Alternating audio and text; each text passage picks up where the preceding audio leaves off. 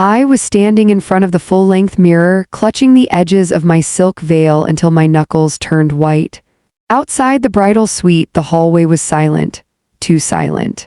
There was no frantic knocking from my mother, no high-pitched giggling from my sister, Lily, and no heavy footsteps of my father waiting to walk me down the aisle. My phone vibrated on the vanity, a single notification lighting up the screen. It was a group text from my mother.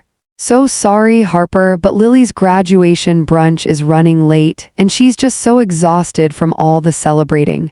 We've decided to stay back and keep her company. Have a lovely ceremony, dear. Send pictures." I stared at the words until they blurred. My own wedding.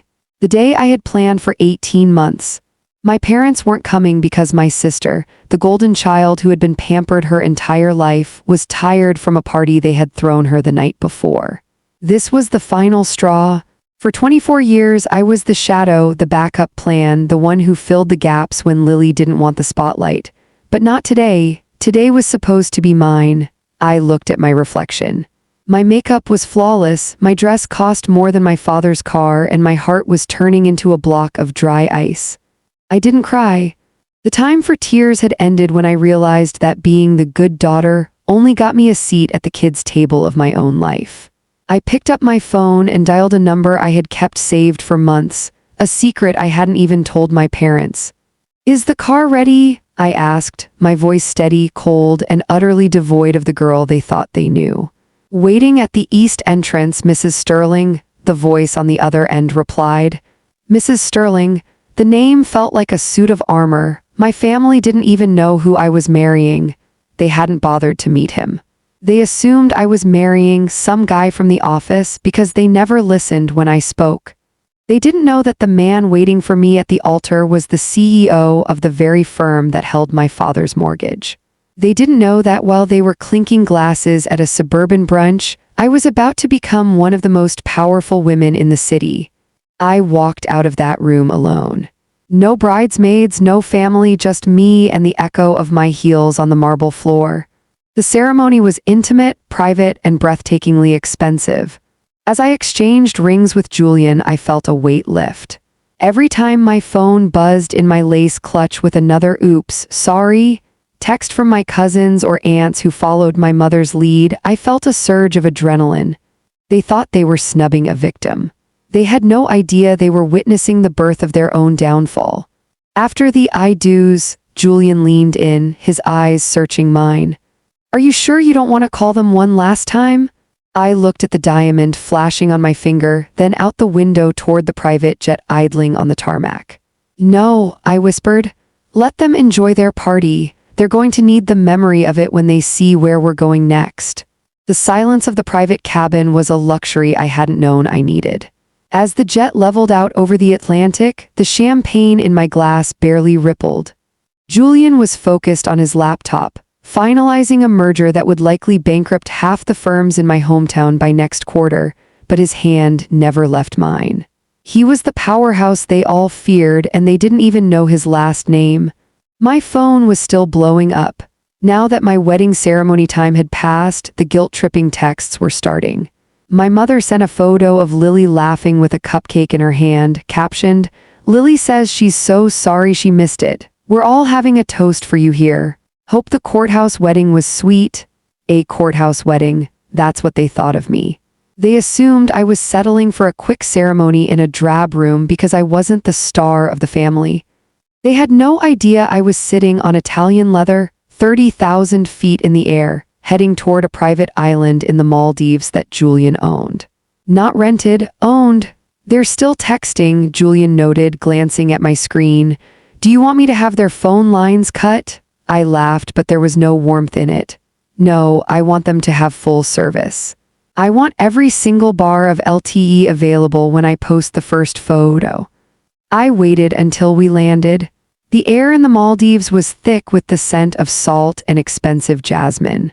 Our villa was a masterpiece of glass and wood, suspended over turquoise water that looked like it had been filtered by a professional editor. I waited until the sun began to set, casting a deep, golden glow over the infinity pool that seemed to merge with the ocean. I took a single photo, just one. It wasn't of my face. It was a shot of my hand resting on a mahogany table, the 5-carat diamond ring catching the orange light of the setting sun. In the background, clearly visible, was the tail of our private jet with the Sterling Global logo and the breathtaking view of the private island's coastline. I didn't caption it with "I'm so happy." I didn't need to. I tagged the location. Sterling Private Sanctuary, Maldives. And then I hit post on the family group chat and my public profile. The reaction was instantaneous. My phone didn't just buzz, it screamed. The first call was from my father. I ignored it. Then a text from Lily. "Wait, is that a real ring? Where are you?" "Mom says you're at a beach in Florida. That doesn't look like Florida." Then my mother. "Harper, answer your phone this instant. Who is Julian Sterling? Your aunt says he's the man who bought out your father's firm's parent company last month. Is this a joke?" I watched the bubbles on the screen as 3 different people typed at once. They were panicking.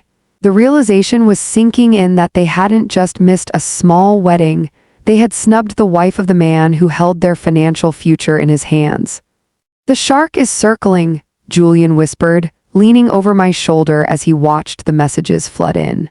"No," I replied, setting the phone face down on the deck.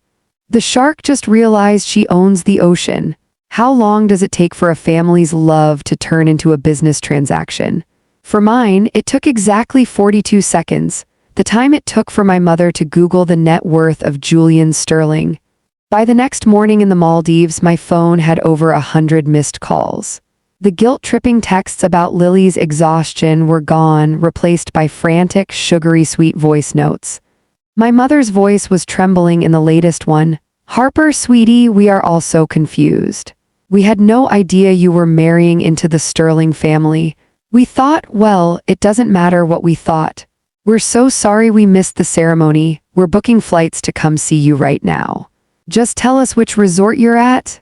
I leaned back in the overwater hammock, watching a school of tropical fish dart beneath me. "They want the location," I told Julian. "Should I give it to them?" he asked, his thumb tracing the line of my jaw. "The security team is already briefed. No one sets foot on this island without my personal clearance." "Give it to them," I said, a cold smile spreading across my face. "But not for the resort. Give them the coordinates for the harbor office." 3 days later, they arrived. My father, my mother, and of course, Lily, wearing a designer dress she clearly couldn't afford, probably bought with the last of my father's credit limit in hopes of fitting in with my new life. They were led into a sleek, glass-walled office at the edge of the private marina. They expected a tearful reunion. They expected me to say, "Oh, it's okay that you missed my wedding. Here's $1 million. Instead, they found me sitting behind a massive oak desk, flanked by 2 of Julian's senior legal counsels. Julian wasn't there. He didn't need to be. This was my stage. "Harper," my mother shrieked, rushing forward for a hug. I didn't stand up. I didn't even blink. She stopped dead 3 feet away, the air leaving the room. "The office is for business, Mom," I said, my voice as sharp as a razor. "And since you missed the family event of the year for a cupcake party, I assumed we were no longer doing family things. So let's talk business." My father cleared his throat, looking around at the luxury surrounding him.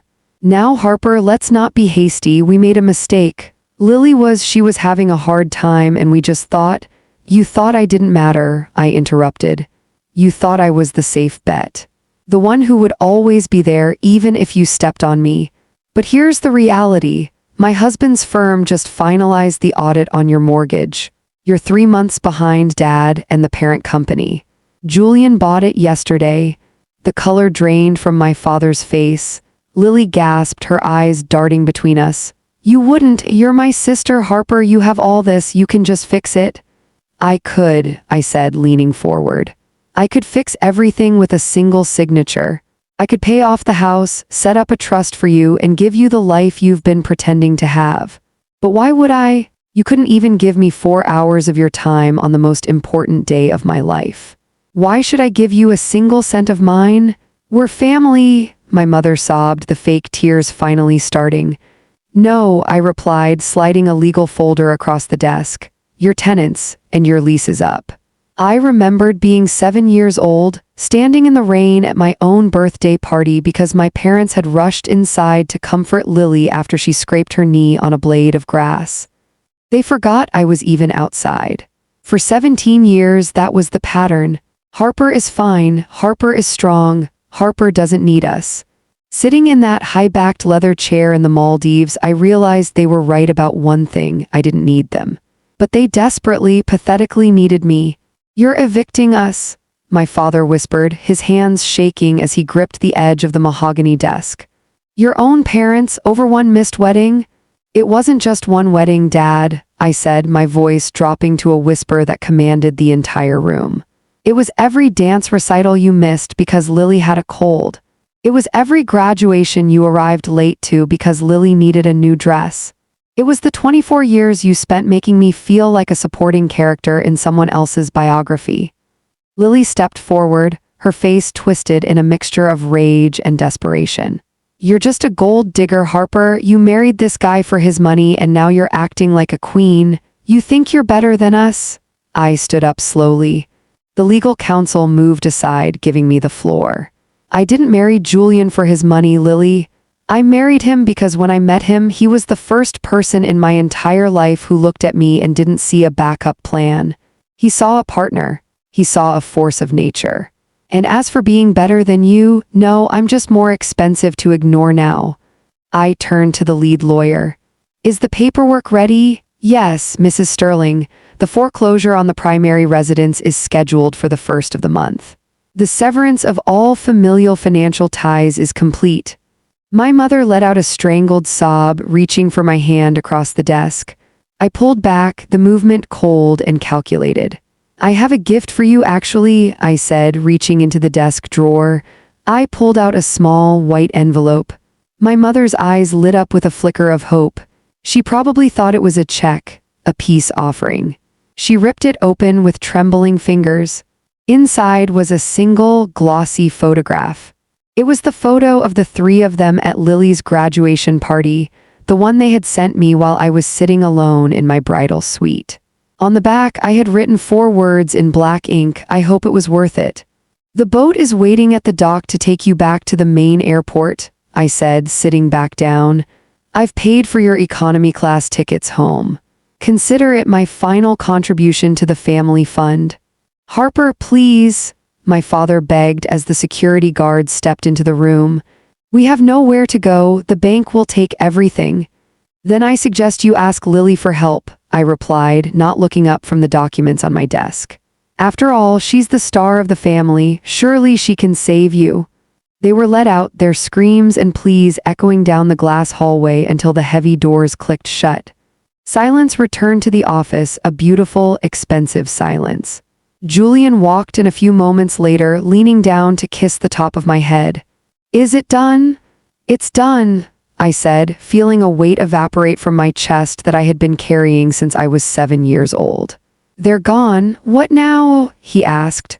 I looked out at the endless blue horizon of the Maldives, where the sun was finally beginning to set, painting the world in shades of violet and gold.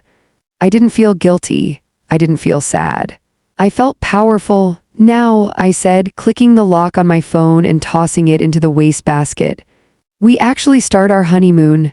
Justice wasn't just served. It was cold, it was private, and for the first time in my life, it was mine.